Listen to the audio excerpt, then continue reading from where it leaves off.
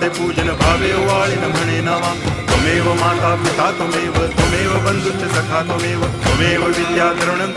त्वमेव सर्वं मम देव कायेन वाचा मनसेन्द्रियैर्वा बुद्ध्यात्मना वा प्रकृतिस्वभावात् करोमि यद्यत् सकलं परस्मै नारायणाय समर्पयामि अच्युतं केशवं रामनारायणं कृष्णदामोदरं वासुदेवं हरिं गिरिधरं माधवं गोपिकावल्लभं जानकीनायकं रामचन्द्रं भजे हरे राम